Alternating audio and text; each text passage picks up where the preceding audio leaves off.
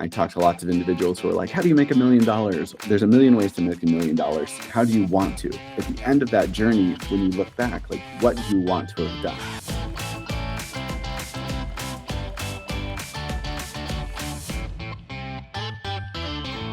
Hello, everybody. Welcome to episode 40 of the best MBA podcast in the world, Get to Be School. This is your host, Drex, and I'm grateful that you are here. Before I say anything else today, I have to wish my wife a happy birthday. It is her birthday right now, so I'm going to keep things efficient and get back to celebration. Today's episode is fantastic. It's very unique. We're not talking to an MBA coach. We're not talking to a student, a recent student. We're talking to Shawn Butler, who is the MBA marketing director at BYU. I have a special place in my heart for BYU, my alma mater, and I'm completely amped for you guys to hear this discussion. He talks about starting a couple firms, his work at Relevant for agencies. It's wild the success that he's been able to see, and then just his willingness to share it with others. Grateful that he would take the time with us, and I'm very, like I said, very excited for you to hear it. Please, the usual requests. If you think of anyone that would love this episode, please send it their way. Please consider subscribing to the show, and please, if you haven't already, leave a 5-star review. Thank you,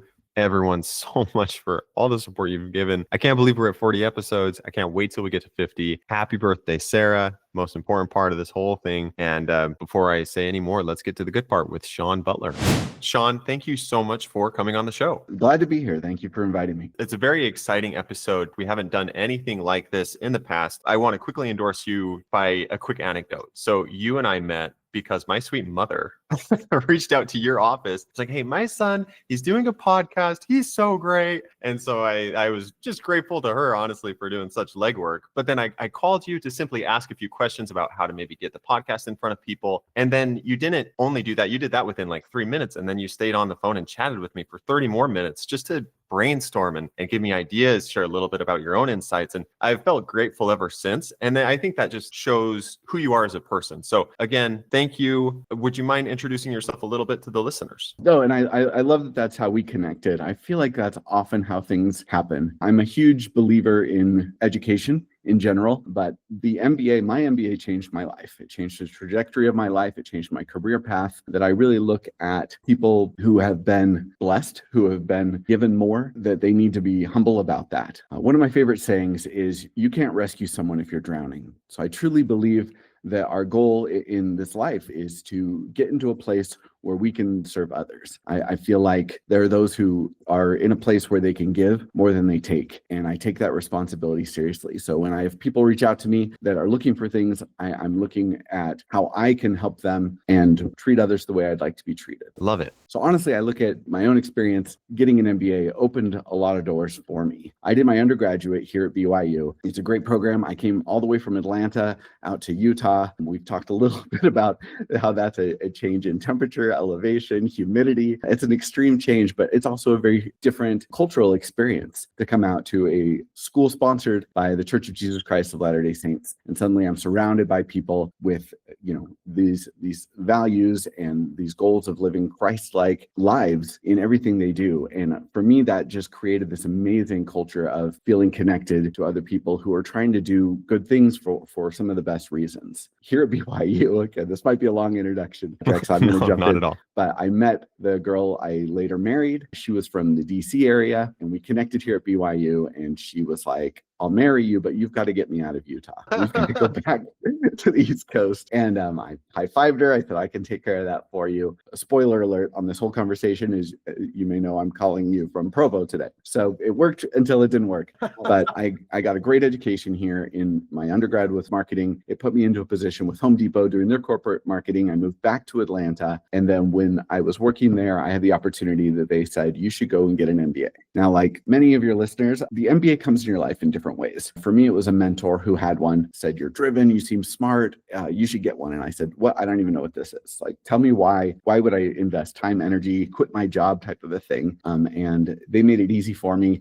He said, this opens the path to a director, a VP, and ultimately the C-suite inside of Home Depot. And I said, well, that sounds great. So I did my MBA at Georgia State University, and I was married and had a daughter, my first child, while we were in the program, which is a hard way to do business school, but I'm pretty convinced there's not an easy way. If you're doing it right, business school is always hard. And I graduated, went back to work, and many of your listeners have done their business history will know in 2008, a lot of companies, especially those who were involved in the housing market, went through the mortgage and loan crisis. And it was really fun to be studying that in school, in my last semester before finishing. And I was like, you know what, this would probably have a really deleterious effect on companies who are reliant on the housing market, not realizing by the end of '08, my own job would be forfeit. They did a 70% reduction in force there at Home Depot. And, I ended up out of work. But this wonderful person who trusted me enough to marry me and raise children with me turned to me and said, you're smart, you're driven, you have this great degree, go support us. Right. And so I took a pay cut and went to work in sports marketing. And if you know anyone who's worked in sports marketing, you'll know what I'm about to tell you. Sexy, fun, very cool job, but nobody at the bottom is making much money. It's a grind.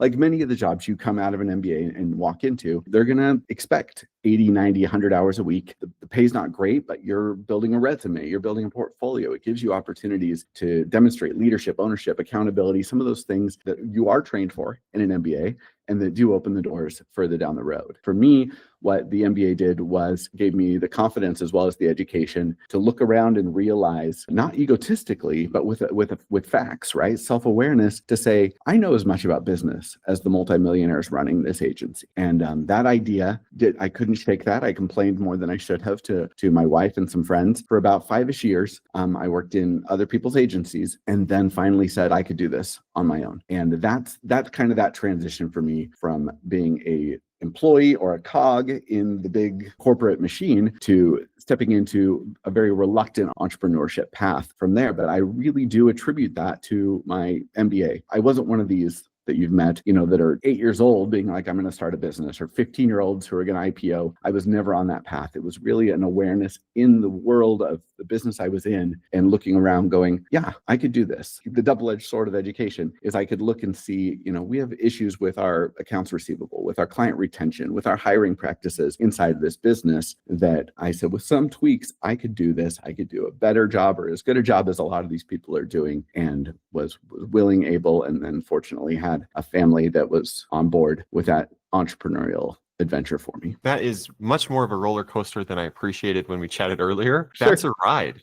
That's a ride. So that firm that you started or when you stepped into making your own company, is that relevant for agencies? Is that your company now? That wasn't. That's not. Yeah. No, so relevant is my third agency. It's the one that I still run and it's consulting focused. So initially I was in a sports marketing firm and we thought we're just going to do sports marketing. That agency was also called Relevant. We took on top tier celebrity level athletes and it was so much fun. We were pioneering a lot of this stuff. The dates on this will blow your mind. This was like 2010, and it was very much the Wild West. This also dates me. We were putting our clients on MySpace. Facebook had just barely opened up to non.edus. So we were taking these huge celebrity level athletes that I had the privilege to work with, individuals like Tony Hawk, Kareem Abdul-Jabbar, Michael Vick, Veron Haynes, and we were putting them on MySpace. We put the Earnhardts on MySpace and then Twitter. And it was really a cool business. It was really fun to be in. And I wrote a book about this. It's called Automatic Exit. It's the story of how about 3 years into a business, most business owners kind of look around and realize they're saying yes to too much, that they're running a business that doesn't really have an ability to focus, to improve, to scale is a big deal when you're still in an early stage growth phase with a company and you're still trading hours for dollars. If you're familiar with this model, this is how most early, especially service businesses look. Is it still an owner, usually an owner with a half dozen employees working as his arms and legs, and it's a dollars for hours business. And to get out of that, you have to make a few hard decisions. The main decision in that is starting to say no. I always say business is the minute you say yes to a client. right? You go from a hobby to a business as soon as somebody pays you. But having a scalable business is the minute you say no, that you get strategic about what you do, who you do it for, how you do it, how you implement, and you start creating replicable, scalable processes around it. Anyway, that's a little cut into the book that I wrote, and that kind of is a preview to a few years later. In that business, year 5, with that company, I got to a place where it was running without me. And that was more, I was doing things I'd been told to do than I was some genius, right? I don't want to take credit for it. I did the classic, you've heard this, Drex, like hire good people and stay out of their way, spend more and more of your time doing less and less. I was coming into work and doing the things I was very best at. I wasn't trying to micromanage my team or my client accounts. And because of that, we finally had a position, or we had a company that was in a position where someone would come in and buy it. And that happened really fast. Due diligence right now averages about 20 months from search to close on a service-based business. And from the time I decided I needed to sell to the time I had a buyer and a check in hand was about 9 months. Whoa. Yeah, that's very fast. It was really fast, but at the same time, it was an eternity. It's like how people talk about business school. The days are long and the weeks go by fast. That's a very fast exit, but also just the amount of time it took you to build. Maybe it didn't feel like this at the time, but the amount of time it took you to build a company that was in that position, that's also impressively quick. You said 5 years and then it was in a spot ripe for a purchase? Yeah. That exit was right before my 37th birthday. I didn't even work 10 years after my MBA before I was independently wealthier, at the point where I didn't need to, again, exchange time for money. I'll share this too. A lot of business owners or people who are aspiring entrepreneurs listen to your podcast, and I think they would value, you get asked this question all the time, like, how did it feel to sell your company, right? Wasn't that your baby? Wasn't that like giving up a child? I've heard that one too, where I'm like, no, I wouldn't give up or sell a child for millions of dollars. I think that's illegal. For me, it was more like, basically, you built a piece of furniture in your garage, right? Let's say you're good at this. You build a sofa, but there's some problems with it. A little wonky. This pad isn't the same. These parts aren't level. This sofa has some problems. And somebody walks into your garage and says, I love this sofa. Like, you feel a sense of pride when someone else recognizes that you built something of value, of worth, of skill, right? So I had that moment more than like seeing my son cross the stage at graduation or something, kindergarten graduation. My oldest son's 15. He hasn't done that. But like watching them like accomplish something. And then they say, hey, I'll pay you $5.25 million for that couch. I'm like, I could build another couch, right? That's how that felt for me. And after I sold the company, I built another agency. And then I quickly realized, like, I don't want to do that. I already did this. I think I could do something different. And so now I've moved to consulting, which I love immensely. And a lot of it is that mental shift. There's a lot about business ownership that's very psychological. And so telling people, like, this business should not be your identity. This should not be a child to you. Is actually an important part of the conversations I have early on with individuals who have built a profitable, successful company in the range I typically work with. So these are like less than $20 million revenue companies where it's still very much a service-based business run with a client list that the owner feels connected to, and having to mentally extricate yourself from I am this business to this is a business I run, and eventually someone else could step in and run is a hard, painful step, but I think an important psychological shift that entrepreneurs need to make sooner rather than later. I love that shift. This is a business I run. I am not the business. Okay. This is taking a different path than I anticipated. I am all for it. This is great, Shawn. Thank you. Let's jump to BYU. That's we might have to jump over a few chapters, but BYU comes to you and they're like, Shawn, pivot now to helping students, helping aspiring MBAs accomplish their dreams. Well, I think BYU is an amazing place for a few different reasons. One, I called them, Rex. I actually reached out to BYU and said, I feel like I'm supposed to be there. I told you I did my MBA at Georgia State. There in Atlanta, it was convenient for me and for my family. It fit, it was close to home, but it wasn't BYU. And I think a lot of people have these experiences in their life where they just feel a calling and a draw to something. So I had guest lectured. I'd been an adjunct professor at multiple universities, top 10, top 20 business schools. And I always woke up and said, this isn't BYU. So I just reached out. I actually had the advice of a friend that said, just call BYU and see what they say. And they said, we're hiring for something totally different than what you do. And I said, I will do whatever. I said, I'm not interested. I'm not chasing a paycheck. I think is an interesting thing. I talked to lots of individuals who are like, how do you make $1 million? Or, how do you retire in your 30s, right? And my answer is always, there's a million ways to make $1 million. Many of them are illegal. Drex, you know this.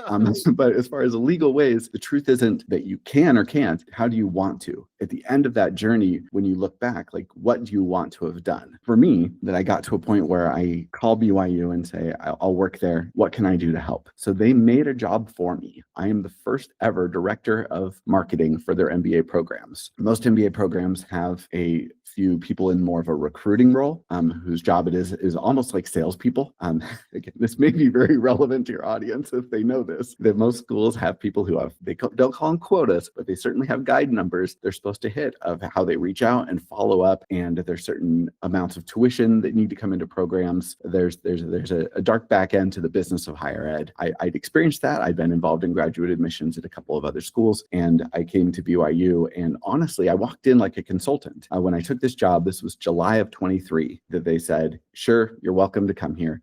I moved my family from North Carolina to Utah. That was a hard change for us in a lot of ways, that my wife and I had both moved right before high school, and we promised we wouldn't do that to our kids. And I had one in high school and one starting high school when we moved them 2,000 miles from home to basically pursue something that Dad felt he needed to go and do. And so you can hear that this is close to my heart when I say, like, those who are in a place that they can give back have the responsibility to lift others. Is I really look at this like a calling, a mission, a purpose for me to be in a place where I can help more people. Not to put it too bluntly, but there's a point where selling consulting, $1,000 an hour to get on the phone with people gets old.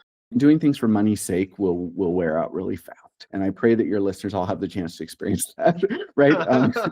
To get to a point where you're like, I don't feel like this is my purpose anymore. I still have a half dozen consulting clients that I'm moving towards exit or liquidity events. I love that. It brings me joy and passion. But on a daily basis, I get, in this role as the marketing director here at BYU, I get to have conversations with prospective MBAs, with students who maybe are not prospective MBAs, who are still looking, just saying, what might I do with my future? In some ways, I'm a pro bono life coach that I didn't ask for, but I love getting to share some of the same topics that I think we're covering on this conversation, which is just helping people who are looking for where their life's purpose is, to not fall into this trap of thinking that, if I make $1 million, I'll be happy. If I build a business, I crush it, I IPO, like I get to Wall Street, like I'll be happy. Because to me, that is a destination mindset, right? Versus what kind of person am I becoming? And so almost back to the same consultation I give with business owners is I'm like, okay, when you get to your liquidity event, when you get to the point where you've built a company, you're going to sell for whatever your number is, I'll hear people say, 8 million. And then a couple of years closer to exit, they're like, that number is 12.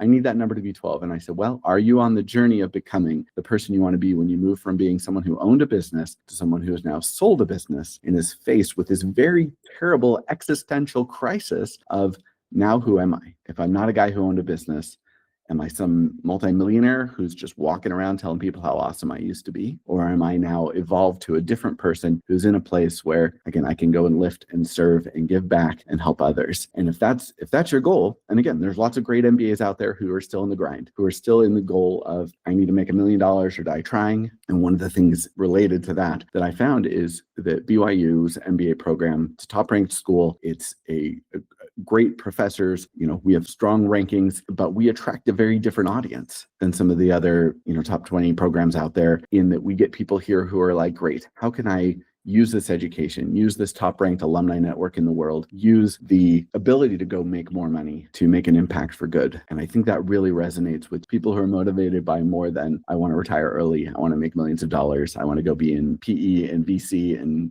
drive sports cars and own multiple homes, versus people who are saying, hey, how can I use this path to change the trajectory of my life, become the person I want to become, be in a place where I can give back, lift, and serve others. This is really, really great. And I'm having to take a moment to digest. I love several of the themes that you have touched on. One, there's a million ways to make $1 million. It's how you want to make $1 million. I love that theme. I love the thought of focusing on the kind of person you're becoming as you accomplish your goals, and how that should be at the forefront. How do you help when it comes to brass tacks, like helping the students at BYU choose careers, create opportunities? How do you help them actually do the thing and not think through the thing? I feel almost guilty in saying I get to do something I love so much, because the individuals I come across are often saying, sell me on an MBA, right? I'm in a recruiting role. And if you're looking at an MBA, if you're out in the world right now doing what what this podcast is about, right? Like, why should I get an MBA? And my answer more than anything is more reflective, right? So to kind of take your question and play it into a scenario, I'll have students or prospective students, I'll have undergrads who say things like, I think I'm supposed to get an MBA. And I'll say, why? I'll have that question. I'll go there because I don't believe that, one, an MBA is the only path to get where you're trying to go. I do believe an MBA is the only path to get to some places. There's certainly some destinations you can't reach without an MBA from a top-ranked school. So hopefully that is relevant as people are going, yeah, on this journey, I don't have to have an MBA where I want to go. I talk to lots of individuals who are like, oh, I have a concept for a restaurant. And I'll say right off the bat, you don't need an MBA to do that. Or I have an app that I want to go build and they're entrepreneurial. And I'll say, you don't have to go to a Stanford, an MIT, a BYU, top-ranked entrepreneurship program to go and build your app or build your restaurant. But if down the line you want to go publicly traded, you want to create a franchise model, or you want investors, you want to build a board, if you want to go bigger and larger, you're going to need professional management skills. And you'll either hire that or you'll have to go get your MBA. I've said this to many business owners who say, how do you know what you know? And I'm like, you're either going to get an MBA or hire an MBA, because they're the people who have the skill set to walk in broadly and tell you what your company's worth, how to value that, how to grow it, how to do so many of the things that are fluent. The stuff you learn your first semester in your first year of an MBA, that business owners who've been doing it, killing it, making successful decisions, building successful companies often turn back to me and say, how did you know I needed to do that? And I'm like, yeah, your first semester, your MBA would have told you needed to do a balanced scorecard approach to your strengths and weaknesses. And like, there's a lot of stuff that you just think differently when you get an MBA. So my long answer is, you don't need an MBA to do most things, but there are certain things that you absolutely need an MBA, and it matters which MBA. Brand matters, preparation matters. There are right MBAs to go down certain paths. If you want to go into consulting, there are a few great schools that open that door. If you want to go into finance or private equity, there are a few great schools that open that door. So if you're hearing, my answer is fairly agnostic, that if you go and look at the stats, BYU, our undergrad program, the Marriott School of Business here, sends MBAs and PhDs to more schools than most undergrad programs. Like, we're responsible for most MBAs and more PhDs than the average business school, which means they're not coming here. And I'm okay with that. I'm willing to have that conversation with students every day, where I say, hey, an MBA might make sense for you. An MBA at BYU might make sense to you. But I'm paraphrasing Stephen Covey, an alumni of this school, that he said, before you climb to the top of that ladder, make sure it's leaning against the building you want to get to the top of. And we'll have that conversation very frankly with young professionals, individuals who are looking down the road saying, how do I get where I want to get? And so I hope that you've seen these principles all tie together as I've kind of meandered through this thought process. But there's so much to the journey itself that an MBA is a one-time thing, right? It's like getting married. If you're a member of the Church of Jesus Christ of Latter-day Saints, you serve a 2-year mission. It's one of those things you do where you do it once, and then Drex, you have the rest of your life to think back on it, right? You're in the same place. We mentioned this before. Like, you get your MBA, and then you spend your time thinking back on your MBA, what you learned, what you would have done differently. Life is not meant to be unanalyzed, and when you analyze things, you often surface regrets. So I've had lots of years to look back and say, what would I have gotten out of my MBA? And the answer over and over to prospective MBAs, to current students in the program, is cherish the moments you have right now. Enjoy being there. You're stressed out of your mind over midterms. You're crying to a professor, or you're having a mental breakdown with some of your classmates as you go over a PowerPoint for the 20th time. Enjoy those moments. It sounds super impossible, ironic. It's an amazing thing to ask students to do, but say, enjoy this moment. This is a cool thing you're doing. You're having an opportunity to do something that most people will never get to do, and that you will only get to do this one time. Like getting married. If you do it right, you should only have to do it once, right? So enjoy the moments when you have them, and then you'll have the rest of your life to look back and reflect on it. And it's so important to me to do those mental check-ins with yourself, with your peer group, the people you trust, you love, your classmates, your family, and say, hey, am I on the right path? Am I doing the thing I'm supposed to do? Am I becoming the person I want to become? That was so great to hear. Just for me personally, I really appreciate that optimistic of a lens, that introspective of a lens. Just, that was perfect, Shawn. Thank you so much for coming on the podcast. Thank you for sharing a little bit about your story, but more more so just helping not just prospective MBAs, but I think this episode is going to be great for literally anyone interested in just bettering themselves. So thank you. Like we said, getting a degree from a business school and going down the MBA path, it's a great plan. It's not a surefire plan. It's a high probability plan that will take you to becoming successful, but it doesn't guarantee happiness. The true guarantee of happiness is that you're living a life that aligns with your goals, that has integrity, that has purpose in it. I love that there are people out there who are trying to make this information available and share good answers to the hard question of what's a life worth living look like? What should I be doing with the time that I have here?